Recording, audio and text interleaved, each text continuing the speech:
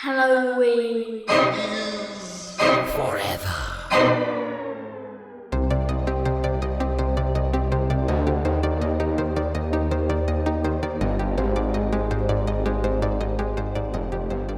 Got a question for you. Quick question.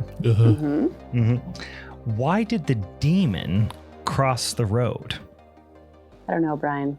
Because your mother was over there sucking cocks in hell. Close. The power of Christ compelled him. Ew. Welcome, boys and ghouls, I to like a Steve's very fucking response. Minisode of Halloween is Forever. I'm Brian. I'm Meg. I'm Steve. Hey guys, we're here once again. We're a day late. We are a day late, and I just want an elephant in the room. Gonna throw it out there. Gonna just fess up to it right now. We are a day late. Fucking deal with it. All right, just deal with it. You'll be fine. I think this did happen one other time. Similar circumstances. I think Meg had like an emergency life event or something. I, this time, had an emergency life event where we were supposed to record, could not record. Same policy applies. Money back guarantee. Money back guarantee applies, guys. This episode only is free. Free. It's on me. It's on the house. Brian covered your tab. He let me know. Yeah, let me know. I will issue a refund immediately. Consider yourself refunded. I had my car broken into, actually my coworker's car, and a bunch of my shit stolen, including my computer, my headphones, and all kind of good stuff. Was dealing with that yesterday. So we're recording a day late. But like I said, I'm fairly confident everybody will be fine. Everybody will be cool about this. Be cool, guys. But this is nonetheless a very, very special mini-sode because we got a couple of things we got to do. First of all, we are going to announce our micro budget gems, which is, of course, the Showdown episode for the shittiest month of the year, February. We are going to announce those, and then we're going to talk about a little Shudder original. We're going to talk about some beers. We're going to do all this stuff. So,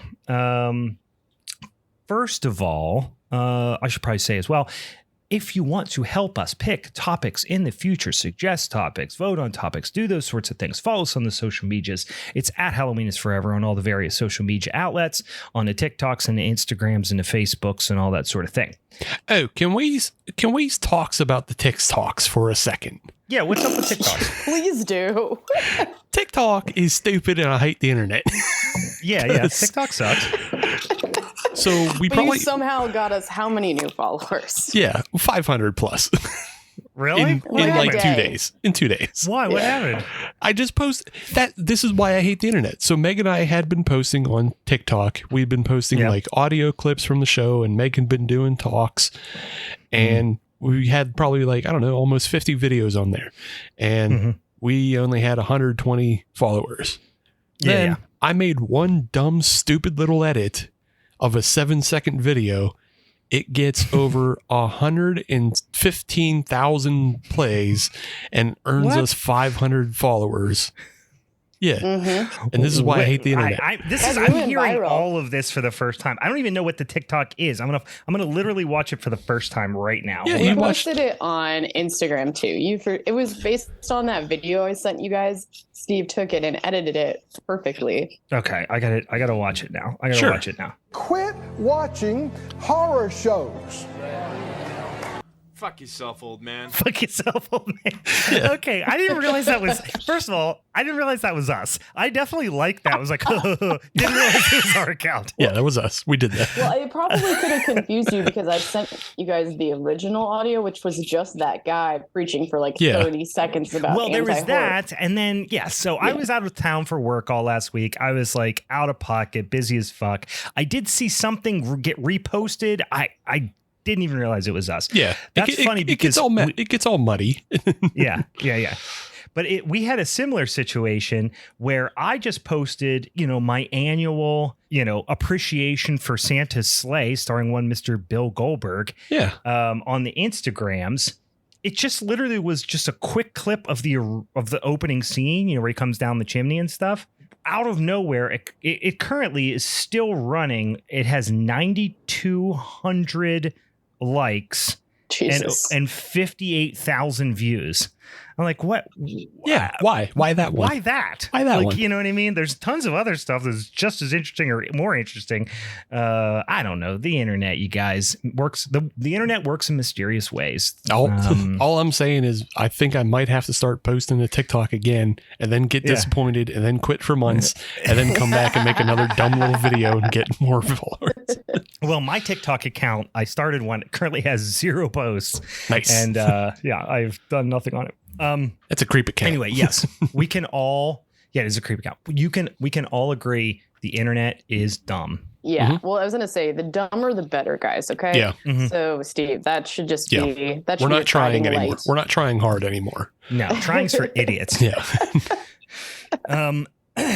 That should be a shirt. Halloween's forever. Trying's for idiots. And then when we post that, we start a Patreon. We become millionaires. That's how it goes. I can see it now because it's just going to be in like Comic Sans font with like shitty crude drawings of the three of us. Yeah, it's just me with like a bunch of Oreo crumbs on my belly giving double middle fingers. That's too much work. Too much work. 30 grand. I'm just talking stick figures. I like how life's coming full circles though, because I do have "Don't Try" tattooed on my hands. That's There you true. go. That's true. This is perfect. Should we? I listen. Let's pose this. Not to jump the gun here. Mm-hmm. Should we just have a Patreon? We haven't had one, but I've had in recent weeks multiple listeners say you guys should have a Patreon, and I'm like, I vaguely know what a Patreon is. Yes. So it's something. Yeah. It's something that's been in Steve's brain for a minute. Yeah. He had to kill his other show to have more time to do the Patreon. So he killed his other show, and now there's a good chance we'll start doing more Patreon, and we might have some sponsored content. And I think if we do sponsors stuff, like if we start doing ads on this show, this is a promise I'll make to the audience. If we start doing sponsors on this show, then you can pay us $1 to not listen to those ads on our Patreon. There you go. I like that. Steve knows how the podcasts work. Can that tier be called "Fuck You"? I was thinking of naming them things like Scamp and Rascal. I'm into it. I like that. I like little woodland creatures. Yeah, in the Scamp tier. You get ad-free episodes. I like it. All right. Do we got some beers that we're drinking here this evening? No. I saw Meg was drinking something that looked a little crispy. Guys, the dry January turned into a damp month. Mm-hmm. Yeah. It was like springtime, or it's a little damp outside. It's the sorry, 30th. You almost made it. I've been drinking the last couple weeks. We just recorded before I started having a couple drinks. It's fine. I'm weak. Couple two tree. Oh, I see what you got there. Yeah, I got Andrew's Bavarian pills. Very nice. Very nice. Little pillsy boy. I like that. That's an excellent beer. Yeah. What? Well, here I'll go next because I have a little pills as well. Actually, not technically a pills. This is Human Robots Check 10. They're 10 degree. I've had that one. That one is nice. They're 10 degree pale lagers. It's fucking yummy. I like there. That place a lot. Yeah, cool spot. Excellent folks. One of my favorite breweries in the damn world. First time I was there, I'd had tons of their beer.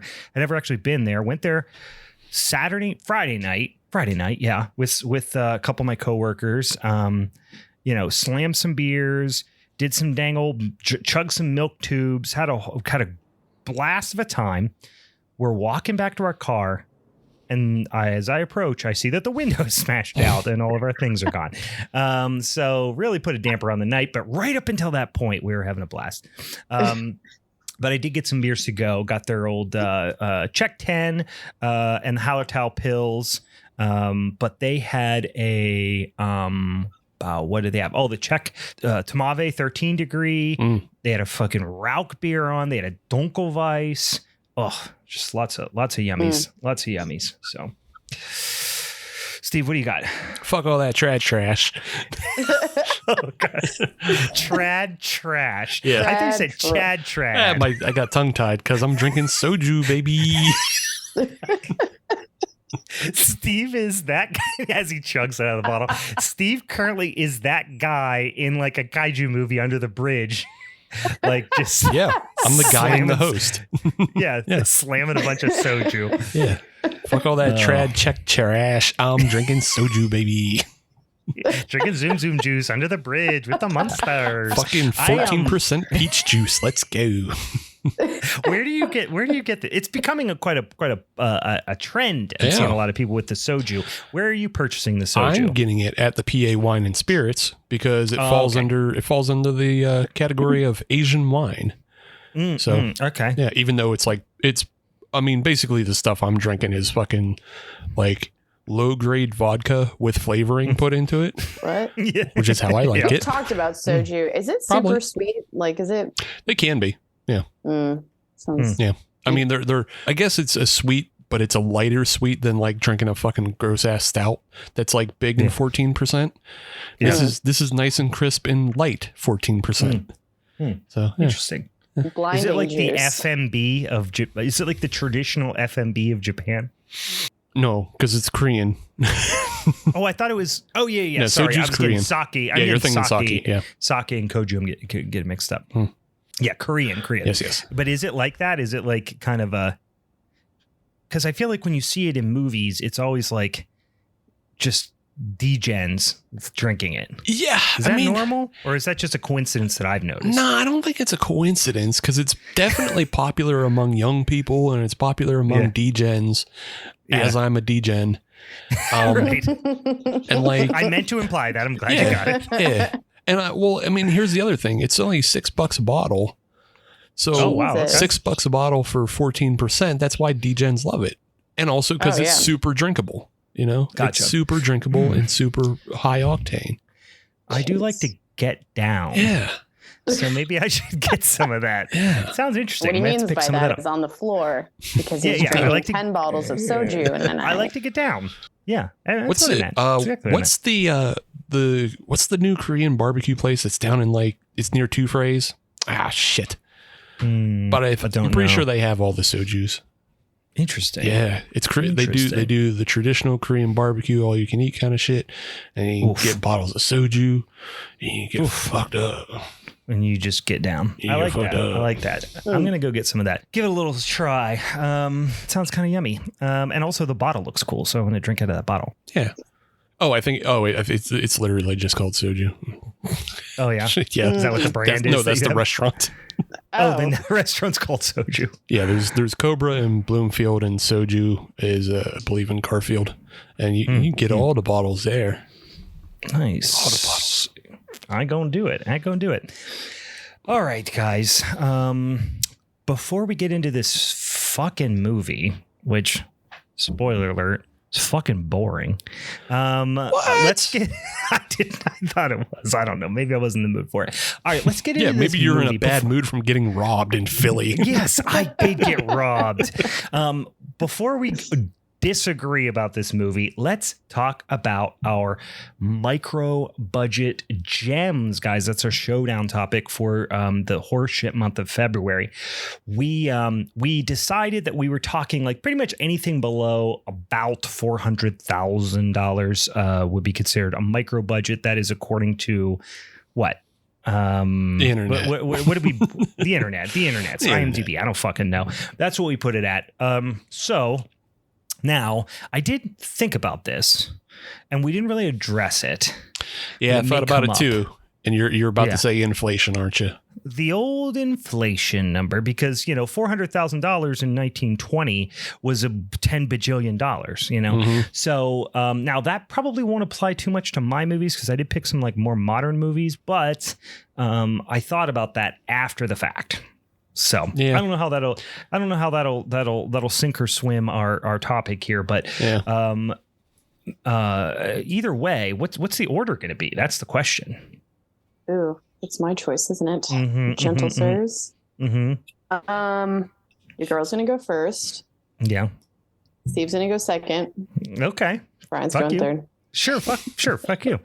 All right, go ahead. What's your movie? I have 3 because I was expecting that to happen.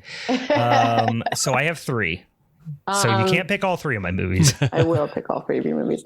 No, I think I remember when the topic got chosen, I kind of already had a movie in mind, and I think I was overthinking it today. So I'm going to pull a real Meg move today.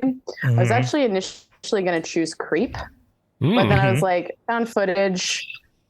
A, it could be its own category. B, we poo-poo on found footage a lot, so I'm gonna just like that one's going. Steve does. I love a found footage. Yeah. Steve's the one who turns his little koju drinking nose up at found footage. I don't hate all found footage, and I do like Creep. It's just there's a very specific type of found footage that I think is lazy and boring, and it's the things. Yeah, like the jerky jumbly cam situation. Yeah. But there is I think this movie tonight that we're going to talk about actually has a connection to the movie Creep. I'm pretty sure. Maybe we'll talk about that later. Anyway, so you're go ahead. So Sorry. I'm gonna pull a real Meg move, and I'm gonna go with Texas Chainsaw Massacre. Okay. Yeah. See, so I don't know what was the budget in that one? It's like 140. Okay. So even with inflation, I think it's pretty safe to say that is a micro budget type of movie, right? I mean, I looked it up. I feel like I looked it up, and it like in today dollars, I think it's like $2 million. But I'm like, I'm not looking to fucking, nitpick like that, because I did think about it, but it's just like, I don't know, making a movie still for cheap back then, because it's not like there weren't $1 million movies back then. So, right. Yeah. It also just like movies like that, they still have the independent spirit to them. So yeah, I'm not. Yeah, it's like it's 720. I take exception to the pick more because it's just a monster of a movie. Right. Now I'm like, damn it, I can't pick anything fun because Meg picked Texas Chainsaw Massacre. Obviously it's gonna fucking win. Maybe not. I don't know. We'll see. Is it obvious? I love that movie. I do love that movie. It's not perfect. I do love it too because it is on my list. But yeah. But that's the thing. Maybe you can find something more modern that's made better.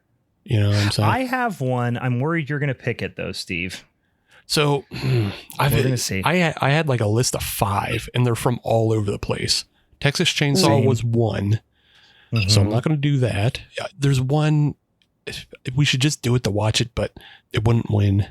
For some reason, I'd be surprised if my number one pick was not on your list. I don't know why. I just have a feeling it is. Yeah, I mean, it's possible. I just went through because I was trying to find something like uncommon that we wouldn't think of. Yeah, and I have 2 common ones. I'm gonna go against my better judgment, and I'm not gonna pick the obvious one. Okay. And I'm gonna go with Henry, Portrait of a Serial Killer. Oh, okay. That one was actually on my list and is a great movie. And actually, I forget one of our listeners, and forgive me for forgetting which one I was talking to, because I had a bunch of conversations going with folks about their favorite micro budget gems, and I actually suggested Henry, Portrait of a Serial Killer to somebody, or they had already seen it or whatever. But yes, that is a fantastic one. Great performance. One of the more disturbing movies you'll ever see, specifically one particular scene.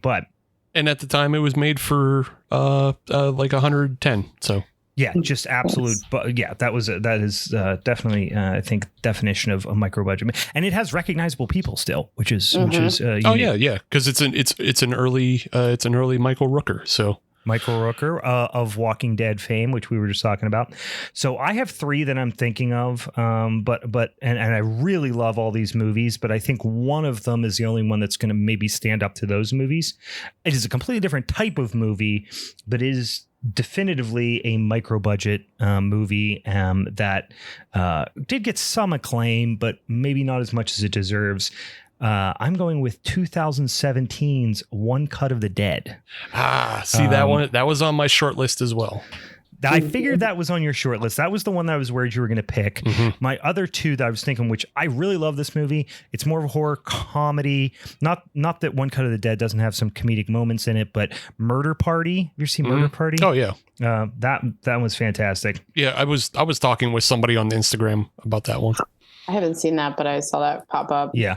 Murder Party's great. And then going back, like this was one of the original kind of micro budget ones, but it is like, I love it because it's so creepy and atmospheric and has some tremendous shots, but it is a little bit boring at times. So I didn't know if it would be up everyone's alley, but Carnival of Souls, 1962. I love Carnival of Souls. But yeah, it's not everyone's cup of tea. Yeah. So I'm going with One Cut of the Dead, which is a fucking blast. Fascinating. 2 out of 3 you can find on Tubi as well. Yeah. So fascinating. Brian picks one that's from within the past 10 years. I know. This is very, very unlike me, but so the other ones that I did, the other ones I kind of nixed, like Night of the Living Dead is kind of an obvious. Yeah. I felt too obvious. That felt a little obvious. But So also, that's why I I avoided that one because I was like, we could use that for a zombie film too. Yeah. For a zombie episode. So Shivers. Early Cronenberg. Oh yeah, that's. I think he made it. I love Shivers. I didn't realize that was a low budget situation. I think I read it was only 76,000 Canadian. So wow. Yeah, I could see that. 179 Canadian. Oh, okay. 179 Canadian. Whatever. I got close in my brain. And then the other one was Eraserhead, which was made for under 100,000. But it's so weird, and I just didn't know if you guys would accept it and let me win. It's weird because it's not like I know it is, but for whatever reason, David Lynch doesn't say pure horror to me. No. He's like his own. It's his own surrealist type of thing. Exactly. Yeah, he's never pure horror, but he incorporates like crazy horror elements.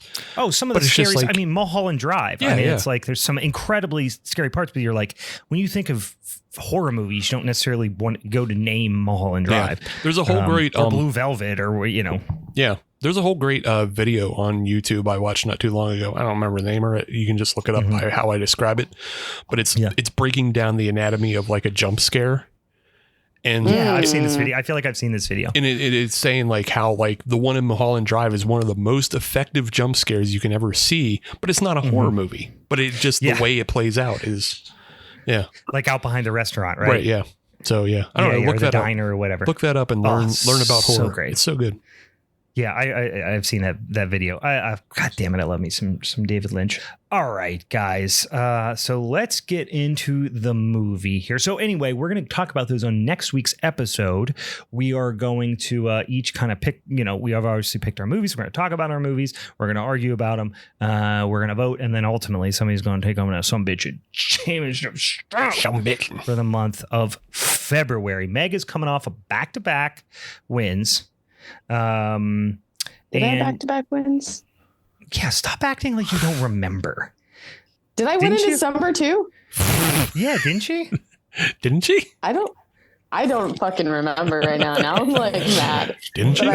No, I didn't win in December because I was like celebrating that I hadn't won in a while. It's just been a long ass January. Really? I thought you went back to backs. Jesus Christ. We also recorded 2 back-to-back ones to get ahead of it.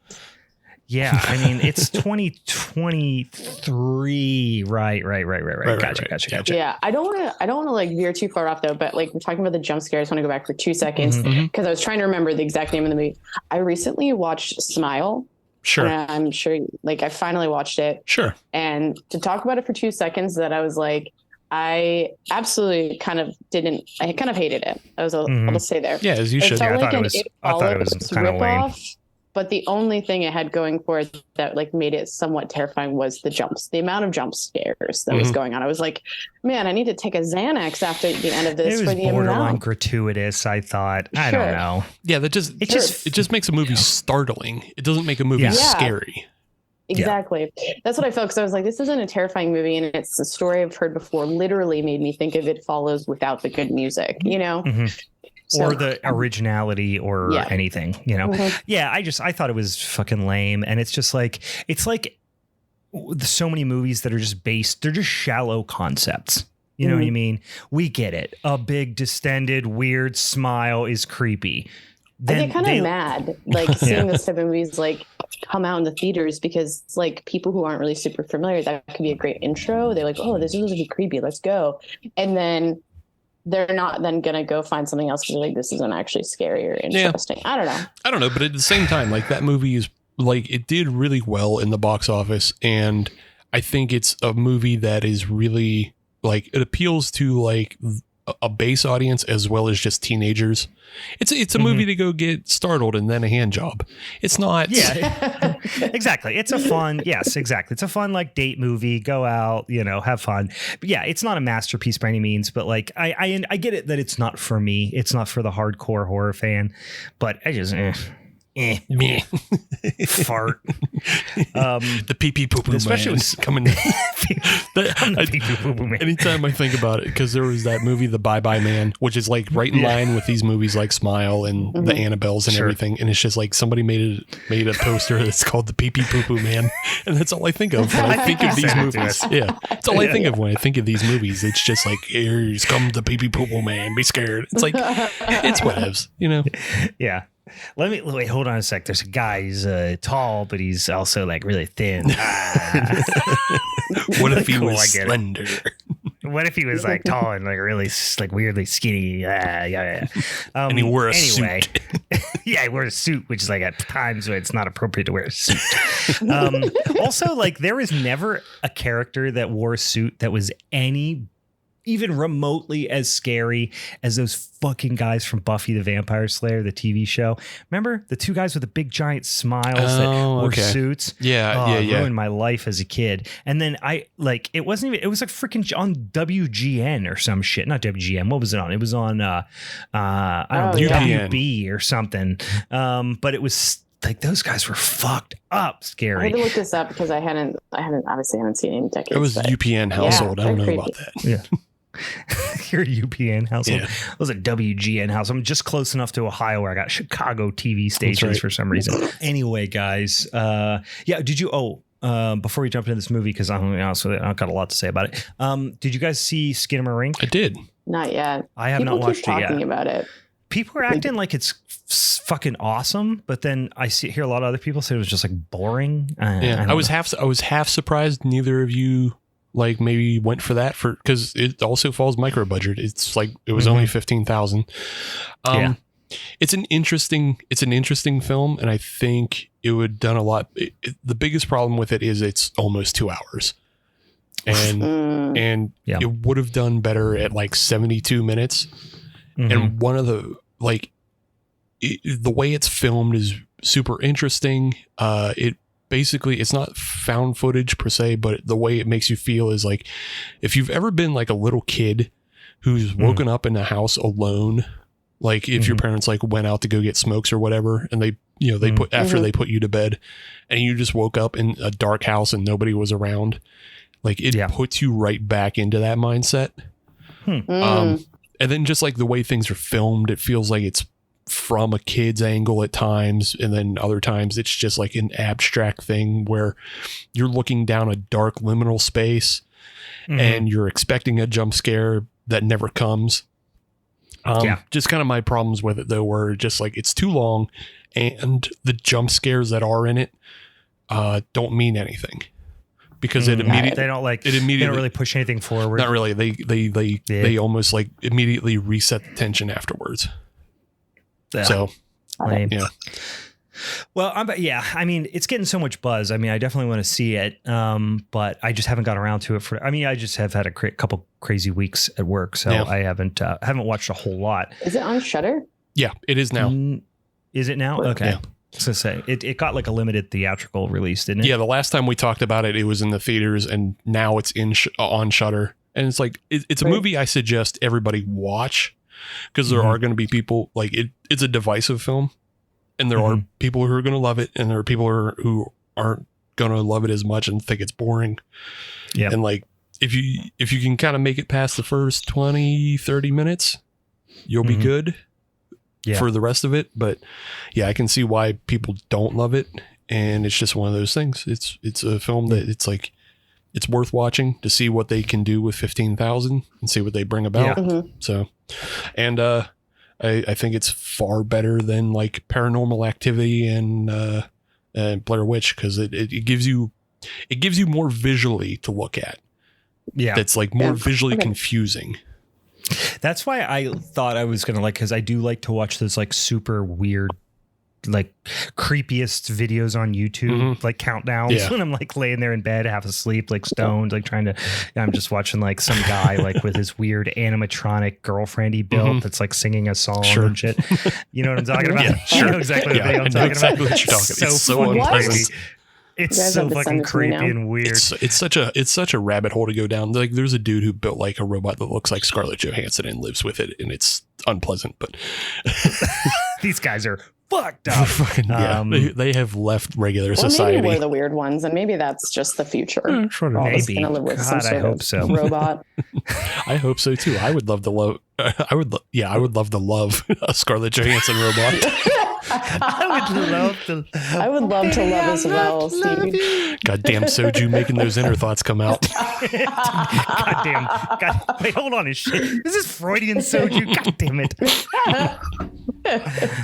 Oh man. All right, guys. Let's get into this fucking movie once again.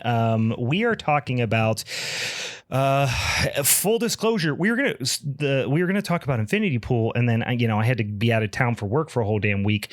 Wish I would have just went and saw Infinity Pool because that looks awesome. Still haven't seen it.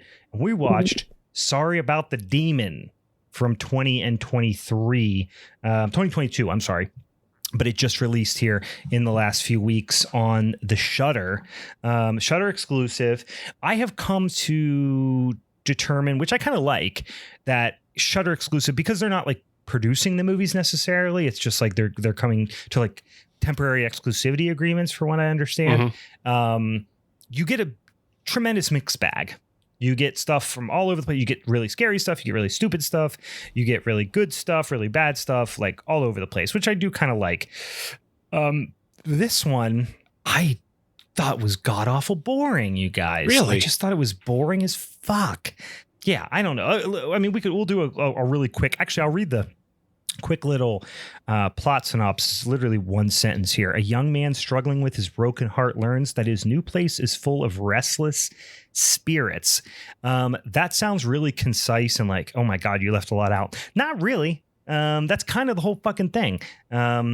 If you watched along with us back in December, when we had Steve number 2 on, and we talked about a little flicky that he made called Amityville Christmas Vacation. Yeah. This was like a bigger budget, less earnest version of that. That's fucking hilarious, because that was the first thing that came to mind too. That's great, because I guess all three of us had the exact same thought, that like I have it in my notes, like if Premium Steve had $500,000, he would have made this movie. And he would have been better in it too, because he's more likable than this guy. That was the other thing as well. But I don't know. I didn't think the performances were bad or anything, but I guess we can kind of just start high level and talk about just the main plot points, and then talk about some things we liked about it and didn't like about it.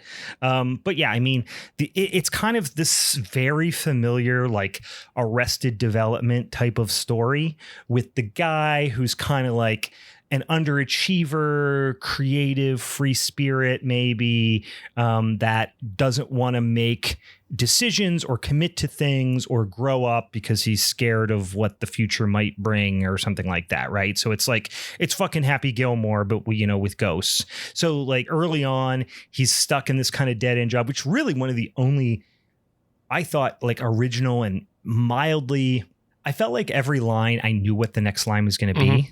Except for when he was on the phone talking about the toothpaste, I thought was kind of funny. Yeah.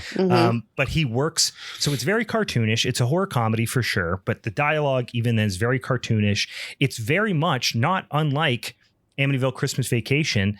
It's shot very much in this intentional Hallmark Christmas movie type of, and the script, the dialogue is written very much like a Hallmark Christmas movie. Oh yeah.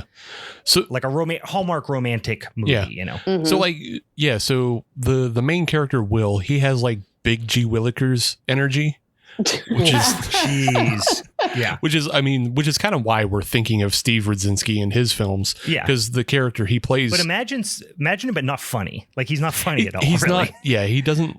A lot of his stuff he's doesn't. More silly. He falls like like all the things even that made you left talking about the toothpaste.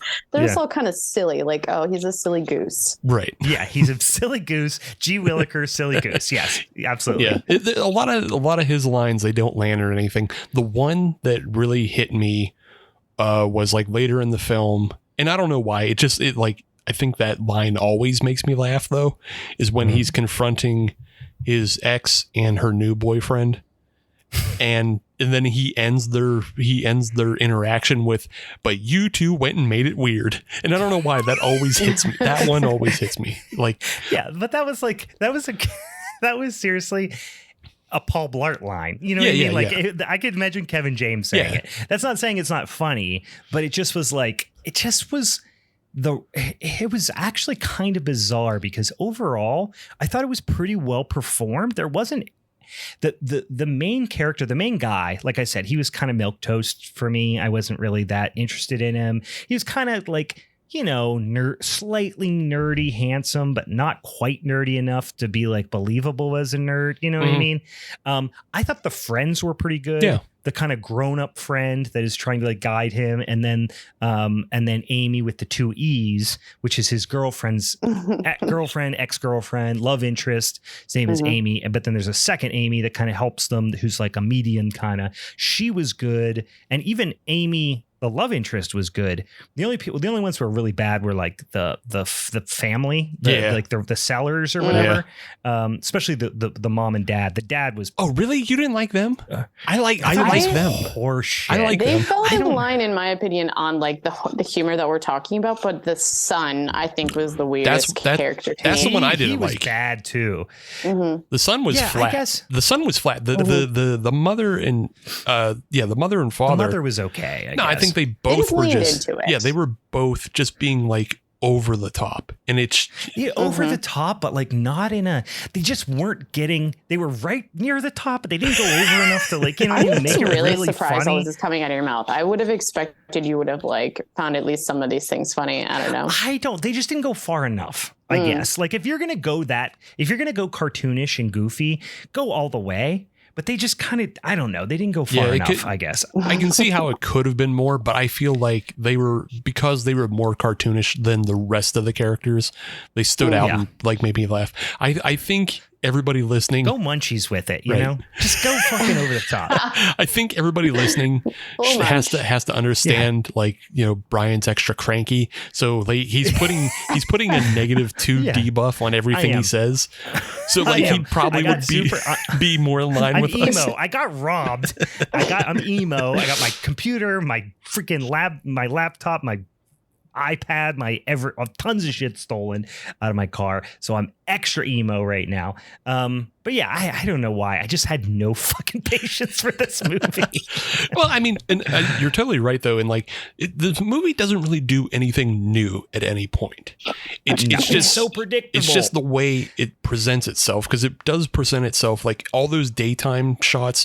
Everything that's daytime in the house is like color timed like a Hallmark film. Like it's all super bright. It's all super saturated. It's, you know, it's easy to look at, but not being approaching saccharine a little bit. And then everything in the basement is kind of scary. You know, other than that, you know, it's meant to be this little dichotomy between a Hallmark film and an Exorcist film. But yeah, it doesn't do anything new in any of those realms. It never takes a big swing. This is what I was hoping for the whole time, is there's all this, kind of like borderline saccharine, Hallmarky bullshit. And it's kind of like, I'm going to keep drawing this comparison because I just like the Amityville Christmas Vacation so much more and was made for, you know, 1 bajillionth of the budget. But, you know, with that movie, it's, first of all, it's actually funny, but also the other thing that's enjoyable about it is like, it'll have these really like all G. Willikers things, but then you'll get like you know, like the girlfriend goes to hell at the end. You know what I mean? It's like so over the top. This never took any swings like that. It was just like you literally knew what was going to happen the entire time, every second. From the time they broke up and you saw her for the second time you saw Amy, you were like, oh, she's going to continue to be in this movie. You knew she was going to get possessed. Right. Like there was no way it wasn't going to happen. And then the whole time I'm hoping, well, I hope she just like gets her head ripped off or something wild happens that just comes out of left field, and it never comes. Yeah. Even when she's possessed, she doesn't really do anything like super crazy. Like No, her head spins around in a really, really shitty CGI moment. And that was it. yeah, like the most. What was the budget for this anyway? I couldn't find it, so I I don't just know. looking at it, I just assumed it was like $500,000. It's low. Yeah, at the most, it's got to be. I mean, you could. It's low budget, so like I give it that. It's fine. I'm not expecting craziness, but boy. Yeah, yeah. I wish, like, because the craziest thing that happens is when it's actually the lawyer friend who gets possessed, and like he breaks Will's arm. You know, for a quick second, I paid attention to this movie a little closer. I was like, oh shit, okay, cool. The voice was shitty, but whatever, because the friend, what was Will's friend's name? He's the one that's like an accountant or something, or a lawyer or whatever. He's like the responsible friend. Anyway, like he's the only, like he's pretty good. He was genuinely, he was meant to play like a pretty unlikable, not unlikable, but just like, kind of borderline obnoxious character, I guess. But he was great. And when he went all evil and shit and broke his arm, I was like, oh, okay, they might go bonkers with this. But nah, they never really did. I could have been more into it if it was maybe 20-25.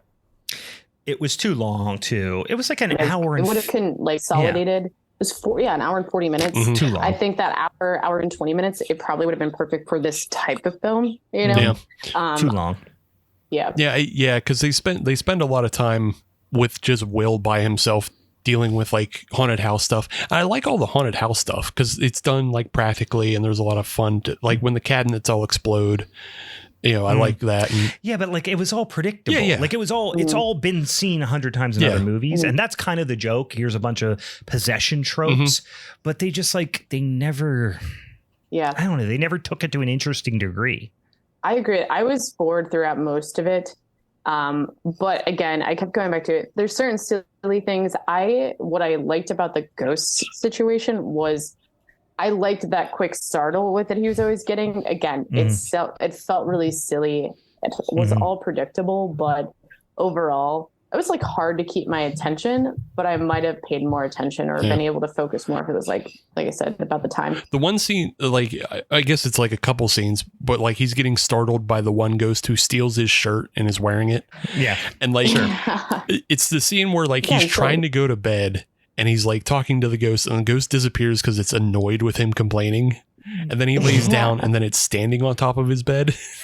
And then he's like, oh God, what are you doing? He's all startled and upset. But like the one line in that is like, he just gets fed up and then he goes, leave me alone. And he pulls his cover over him. And I was like, that would be such a premium Steve line. Like that's, I know. That's the thing is it felt like he wrote this movie, but they just didn't get anybody that wanted to be as over the top about the performance, because even at the beginning, it was so uncanny because he was doing the same thing as Amityville Christmas Vacation, where he kept doing no matter how obvious it was that something was happening, he was just wasn't getting it. He was denying it. Right. He was just pretending it wasn't happening.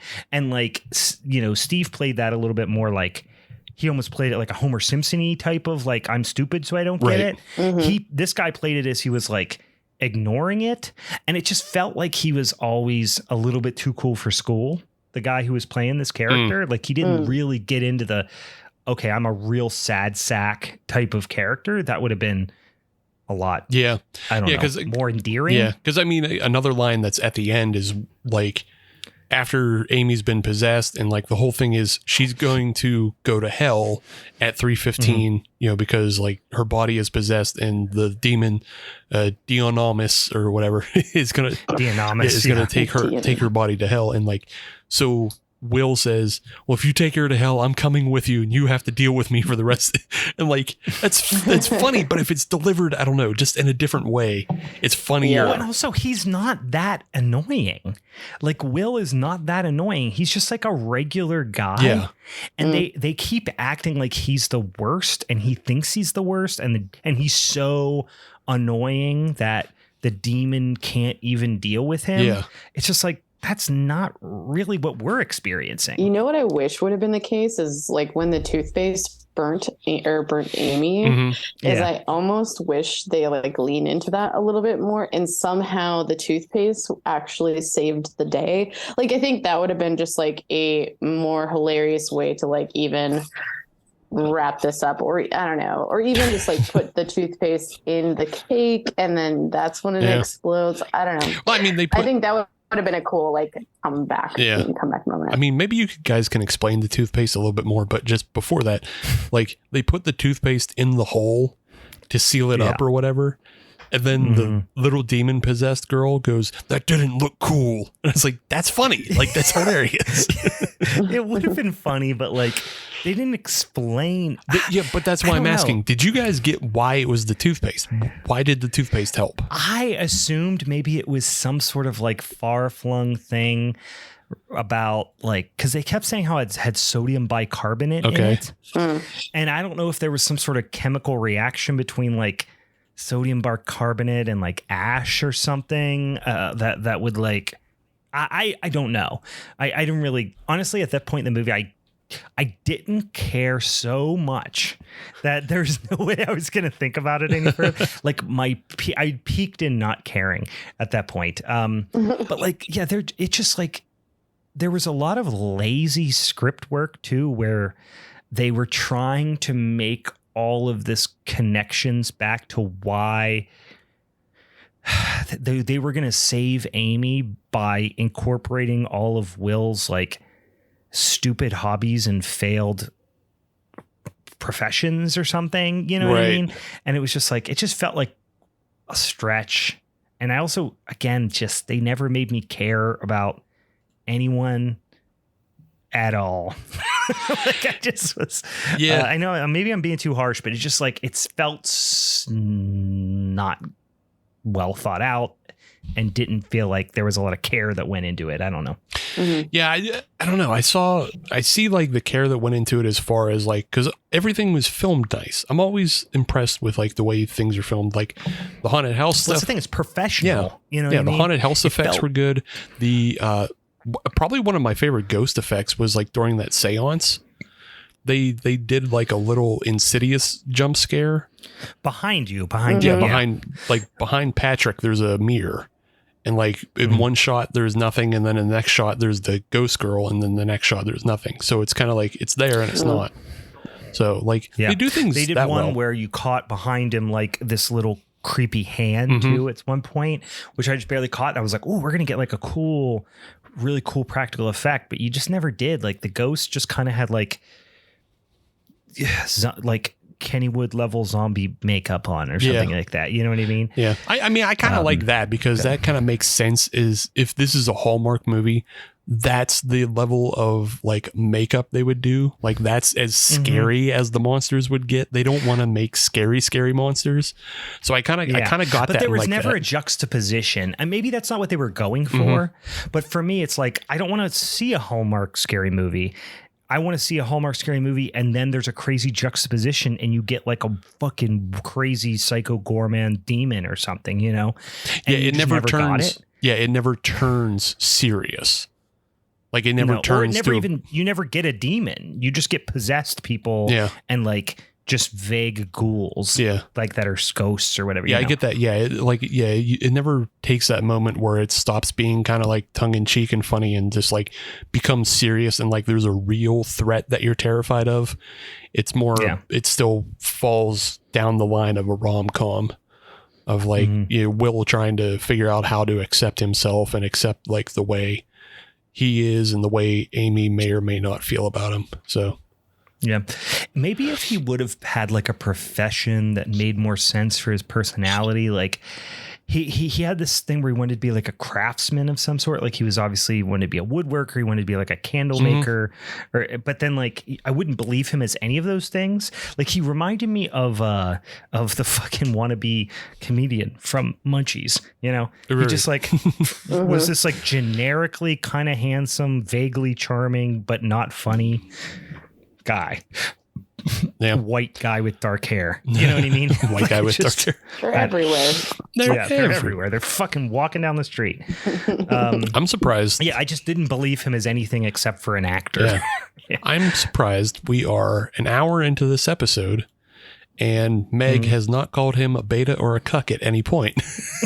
Not yet. And he is such a beta cuck. That's the thing. He's such a soy boy beta cuck. That's just not my role here. That's not your 2023. That's not 2023 Meg. That's 2022 Meg. Yeah, where she's calling everyone cocks and betas. We're leaving her in the past. Meg's accepting of, people who, aren't just pure alpha dogs. Yeah. That was where she was at last year, but she's, come around and she's accepting people for their flaws. She's okay with guys who knit and bake. Yeah. You're not strictly out for the alpha dogs now. Yes, my Tinder profile is updated. It's updated. It's now betas. Before it said betas need not apply. Now you just deleted that. No cucks allowed. Speaking of Creep, Meg was talking about the movie Creep. I am 90% sure that the basement staircase that Will descends down to is the basement staircase from Creep, from one of the covers of Creep. Interesting. With the mortar and lat and the lights and the it is. I'm like 90% sure that's the case. Like so much so when I saw it, I was like, oh, that's the house from Creep, or that's at least the staircase from Creep. Let's see if we can find it. So while I'm doing a quick little research on that, I can tell you there are connections to other films that we do like. Okay. No, see, here's the thing. Okay, Creep was filmed in California, and this was filmed in Toronto, Ontario. So, really? Well, Creep was. I thought Creep was a Canadian movie. No, that's one of them Duplass brothers. The Duplass. Yeah. Ain't no way the Duplass brothers is gonna walk out of California. Do a movie as you pull out your what accent is as you pull out your New Jersey accent. That's my soju accent. That's your soju. So okay, but the I always thought it was Robert De Niro, maybe slightly. Yeah, who cares? It was a little long. Who cares? But so the ties to this is so Aaron B. Kuntz is one of the producers on this film, and he's like the producer director on Scare Package films. Oh, okay. Like he's a producer writer on Scare Package and Scare Package 2. And then the main actor in this film is the wraparound Mike Myers from Scare Package. Oh, okay. Yeah. I could see that.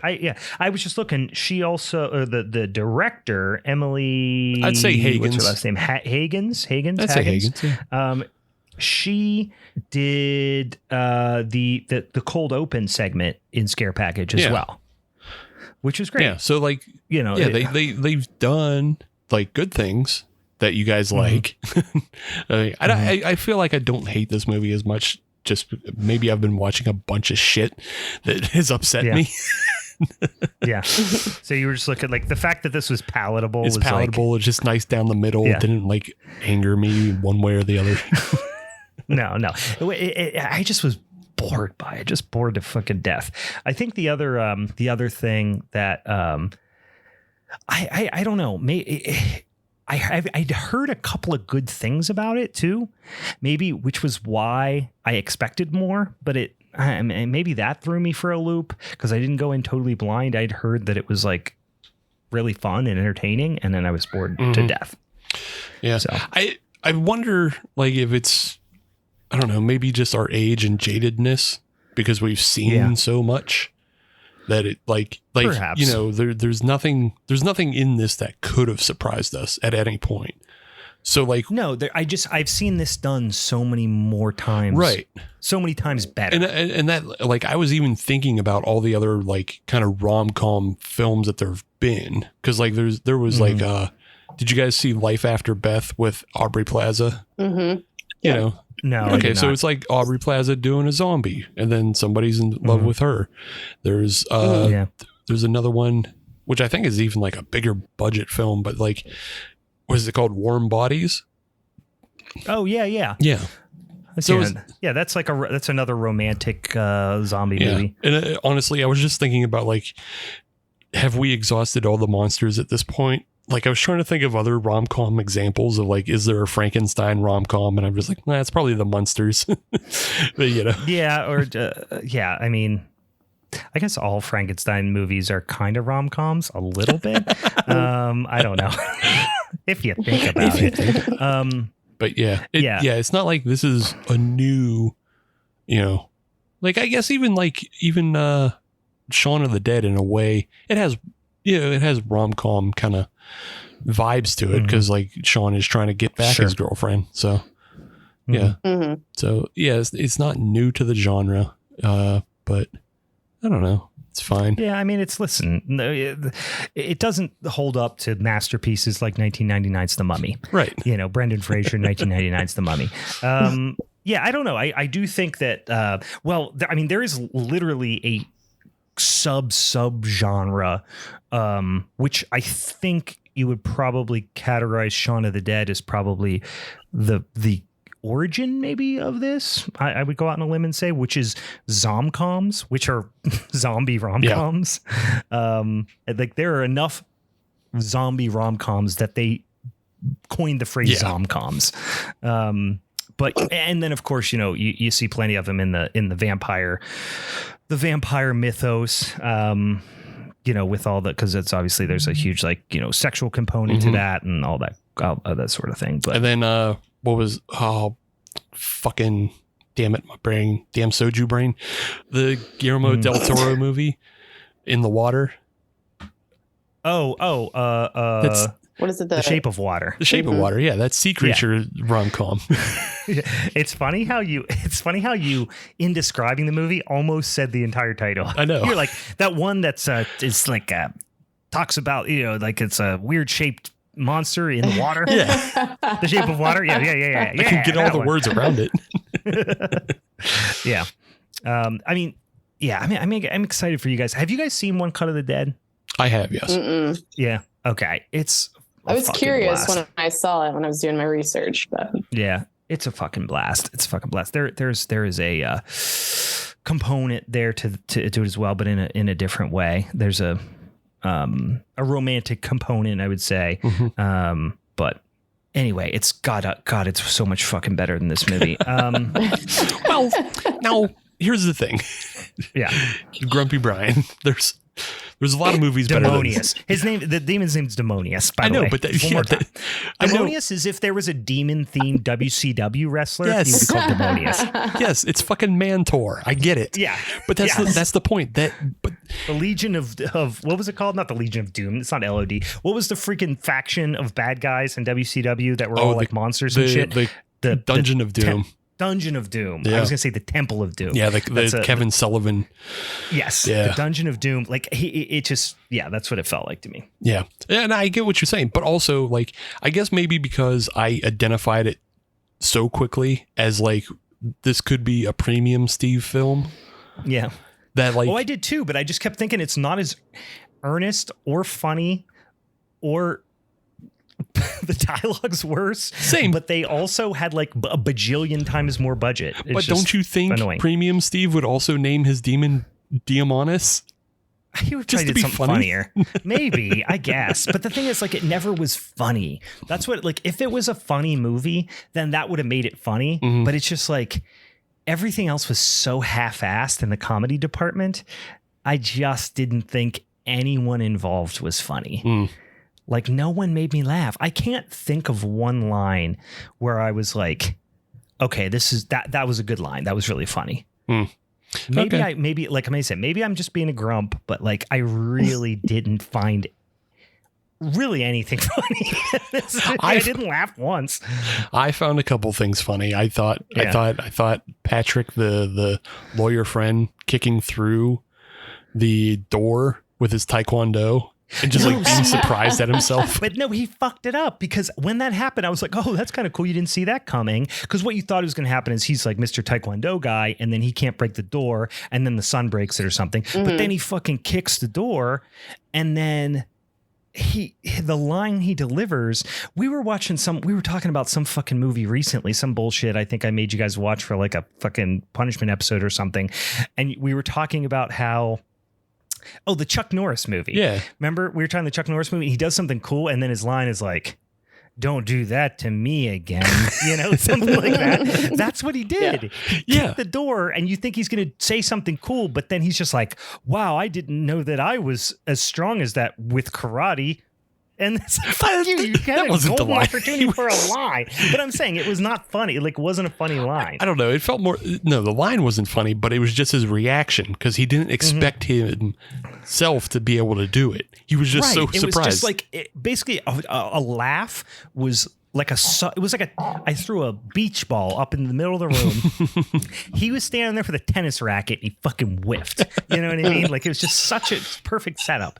I also felt like in that particular scene too, just like the boy's reaction to it, like, oh, you need some help there. Like, it felt too awkward in a sense, but it could be just sucked. that. I don't know what was going on. He did suck a lot. Yeah, I just like it probably wasn't necessary because I felt like in a certain sense you would have maybe in another film wanted to see him like take charge or something. That's how that interaction felt. But then it was just like, or it could have been Patrick's opportunity to like make himself a stronger character, but it also Patrick was trying to impress Amy with two E's in that scene. Right. So like, that's why he waved off the kid. It's just like the kid was meh.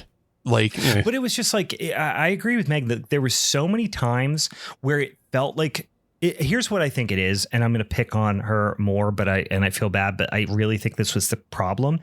The dialogue wasn't great, but I think so much of the dialogue didn't land because of the directing.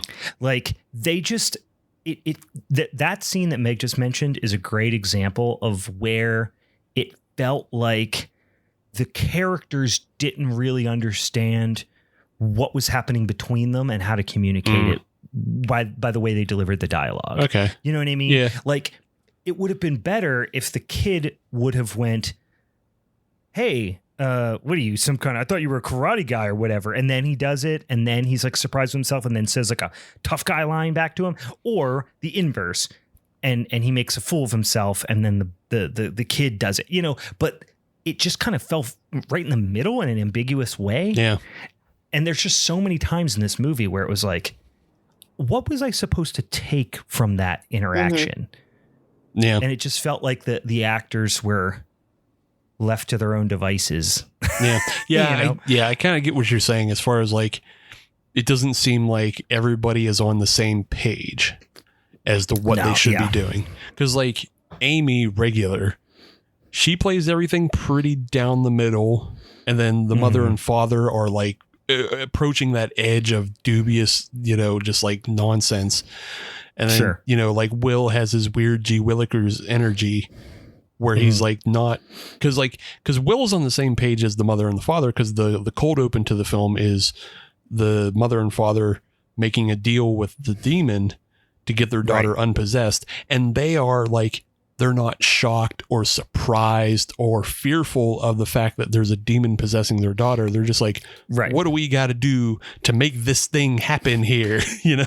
Yeah. And it's like, and even that scene is like, okay, so is it because they're so, is it because they're so slimy or just because jaded? they're cartoonish?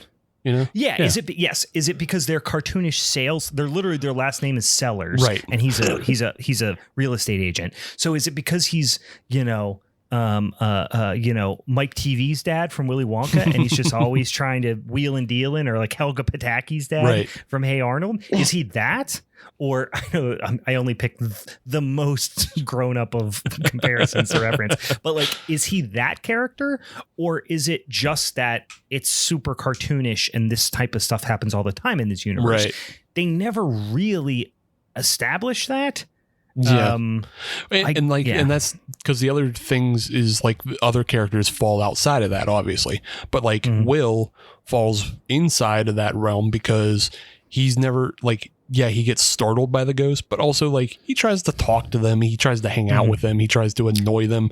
Like I think the funniest bit for me was when they were fucking with the TV and he decides to leave the room and he throws the remote at the ghost and it just goes through her.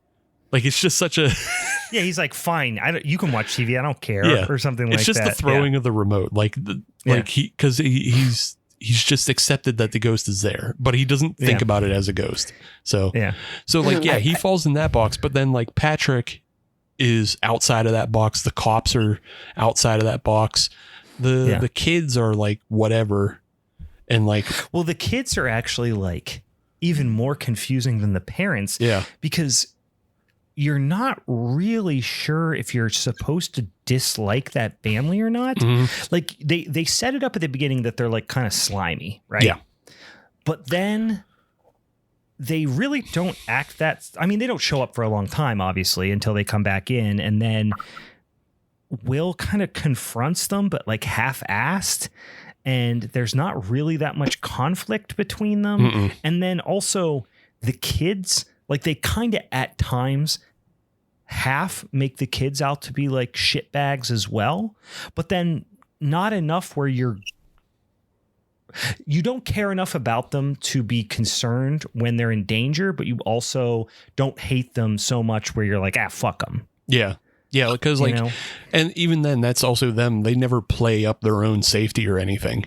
Like it's at the end of the film where like they're all having kind of the anniversary of the exorcism in the house, and Grace, the young girl, goes off to play on her own, and then the boy comes back into the room, and he says, "I can't find Grace anywhere."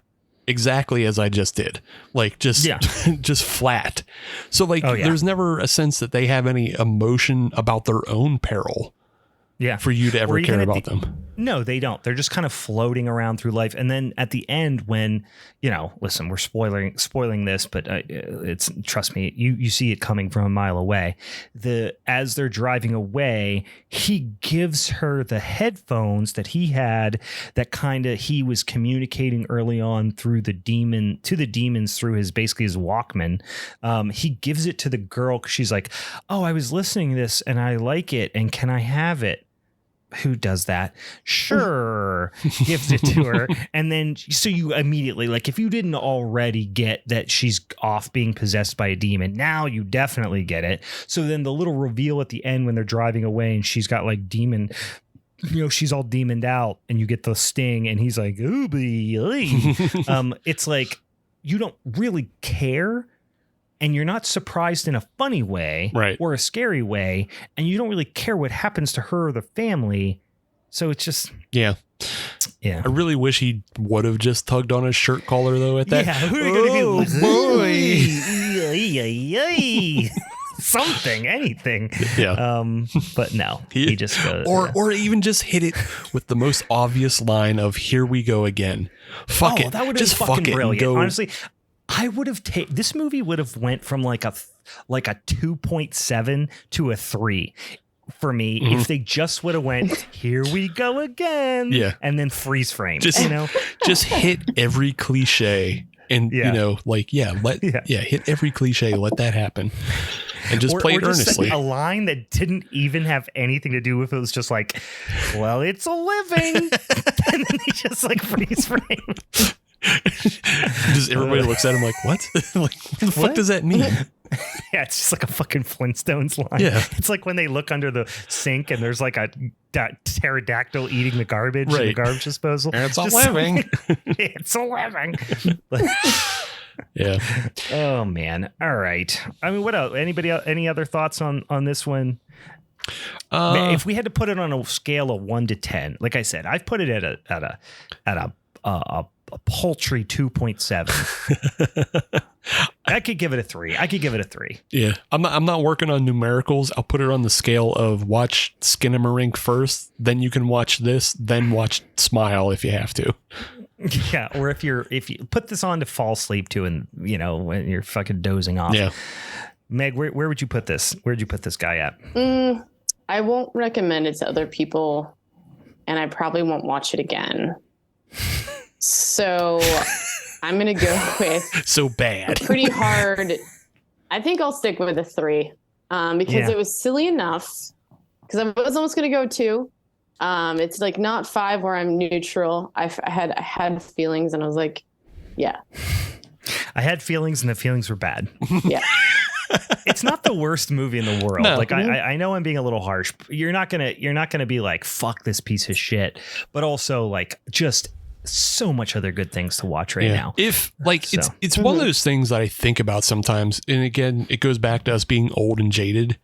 But it's just like if you're like 17 and you've never seen, or you just haven't had a lot of movies to watch or whatever, and you just haven't seen it. And if you were just born, if you were just born, if you're a baby, you're watching your, if you're a baby, you're a dumb baby, You're a stupid dumb baby. if you're a stupid baby who's only ever watched Roblox, go get it. You go watch this movie, you stupid dumb baby. But I mean, if you just don't have the media literacy, like this isn't a terrible movie to be like early in your catalog of things to watch. Yes, here's how I'll phrase it. I think you're onto something. It's fine. It's just, if it was on Hulu or Amazon Prime or Netflix, it would be fine, but it's not for Shudder. Because Shudder has got a lot of horror. I would imagine the subscribers of Shudder are way more horror centric, obviously, right? But have seen way more horror movies and are not going to be impressed by this. Whereas it would probably do fine on. Can I something ask you guys else. a question about like Shudder originals or things released? Have there been more movies on Shudder that you've been impressed with or not? I was actually early on in Shudder's life. There was a lot more of the Shudder originals. The batting average was higher, I think, for me early on. But I will admit, since there has been a lot more Shudder movies that have come out, Shudder originals that have come out, I haven't watched nearly as many of them. So and it could just be a bad luck thing, but I have the impression that the overall quality of Shudder originals have went down just a little bit. But it might just be because there's a lot more of them. You know what I mean? Yeah. So that might not be fair to say, but I can tell you when I first subscribed to Shudder, which was not long after it started, I was always like, ooh, a new Shudder original. You know what I mean? And I'm not so much like that anymore. Yeah. So I think you're right when you say that, Brian, there's just more, like there's just more of everything. And like, there's only so many places that are going to accept horror movies to begin with. Cause I mean, you have Tubi, Screambox, and Shudder. And then after that, I think you have to make like an IP to wind up on, or a pre-existing IP to wind up on like Hulu and Netflix and things like that. Sure. I think the other thing that goes along with this is like going back to Aaron B. Coots is a producer, is like perhaps he sold exclusivity rights to Shudder as a package deal, because he put Scare Package 2 out last year. He also put out Old Man, which I think is going on Shudder. And like he's so like, and also the director Emily, there's obviously a lot of cross pollination because she had directorials in Scare Package and VHS. So like there's a lot of interwoven, close-knit groupness to this of like just, like always helping your friends out. Like, so you got to respect that.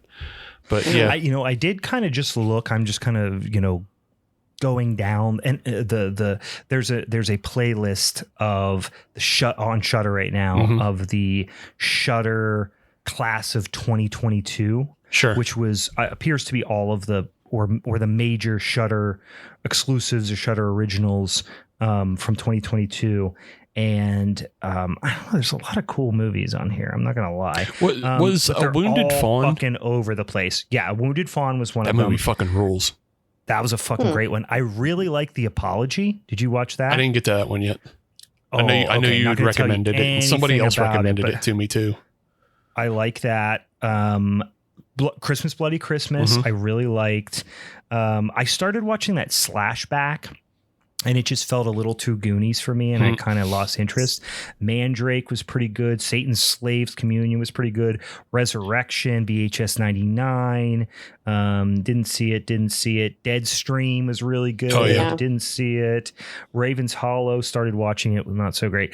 Flux Gourmet. If you guys get a chance to see Flux Gourmet. I started it, but it was subtitled, and I was like, I can't read this late at night. I gotta go bed. Okay, it doesn't. It's not. The whole movie's not subtitled. Oh, it isn't? Okay. No. Just certain sections of it. Yeah, it did catch my eye, though. Flux Gourmet is one of the fucking weirdest, most fun. Like, I just love when I get to watch something that I have no idea what's going to happen, and I've never seen another movie like this. Same with that. I would say Moloch was pretty good too.